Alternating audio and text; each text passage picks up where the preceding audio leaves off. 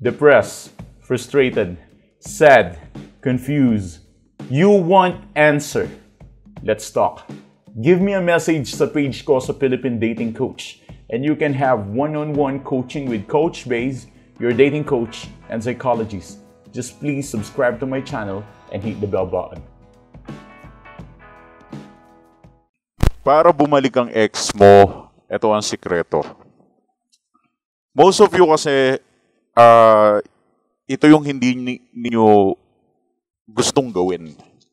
Ito yung pinaka dapat nyong gawin pero hindi ninyo gustong gawin kasi nga emotionally undisciplined kayo. Kapag sinabi nating emotionally undisciplined,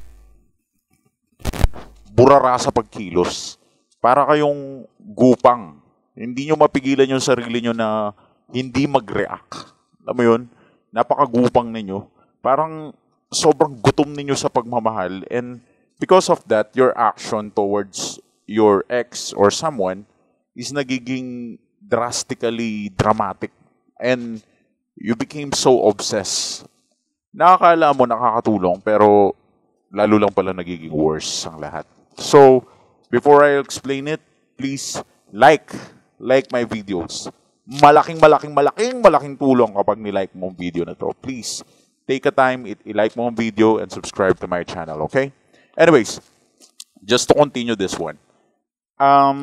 What I'm just saying is, kung ikukumpara ko to, kung yung iba sa inyo marunong lumangoy, alam nila ang technique sa paglangoy.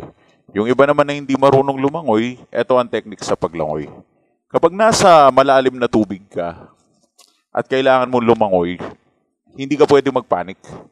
Yung maglilipasag ka, ganun, yung parang galaw ka ng galaw. Kasi kapag naglipasag ka, lalo kang pupunta sa ilalim. Because of that reaction na gagawin mo habang nasa gitna ka ng tubig, is lalo kang ilulubog ng sarili mo because of that panic. Instead of pagpapanik at paggalaw-galaw, you should be calm, relax, and then sunod ka lang sa flow ng tubig. Ganun lumangoy. So, ano bang ibig sabihin yan pag sinabi kong ganun lumangoy? Ano ang comparison nun? Same thing din sa breakup. Makukumpara ko ang breakup sa paglangoy. Napakataas ng similarities nila. Yung pinagkakapareho nila sobrang dikit, kumbaga. So, sa paglangoy kasi, ang kalmado at sumusunod lamang sa tamang flow ng tubig, siya ang aahon. Same thing din sa breakup. Ang kalmado at ang sumusunod sa tamang flow ng sitwasyon, siya ang aahon. Instead of panicking, chatting, texting your ex, guluhin mo, magdrama ka, mag-iyak ka, do the thing na you don't want to do. And what is that? Being happy. Enjoying the moment. That's the thing that you cannot do. So ginagawa mo siyang main goal ngayon. But instead of making it as main goal, why don't you try to do it? Don't be lazy. Lumabas ka, sige, pumasyal ka, mag-enjoy ka sa life mo. And during this breakup, marireverse mo ang sitwasyon once you have enjoyed the moment.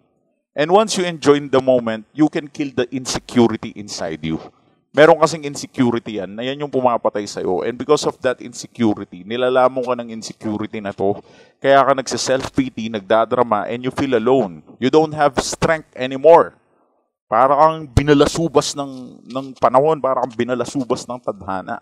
So you cannot fight the situation. Now, what I advise, kung gusto niyo ng sikreto para mabalik ang ex nyo, sikreto, ito main secret to. Kalmado lang. Huwag kayong magpakita ng anumang uri ng reaksyon. Kahit may bago na si ex, kahit may nag-hotel na sila nung bago niya, let us say na ganun.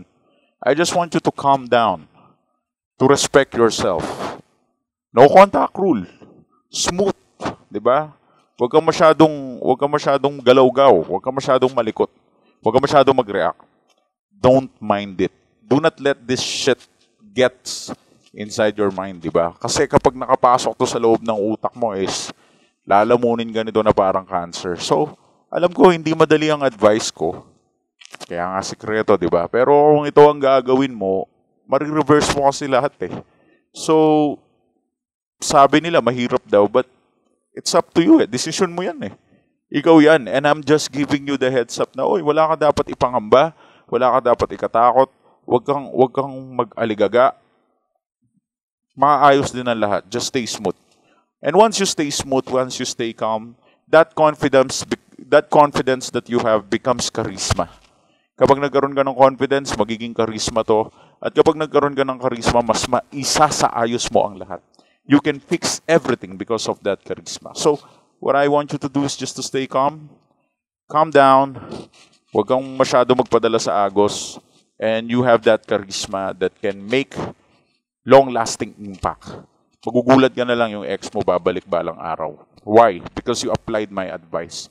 You just became cool during this bad situation. Right? So, anything else that you have a question to me? I know you have personal questions.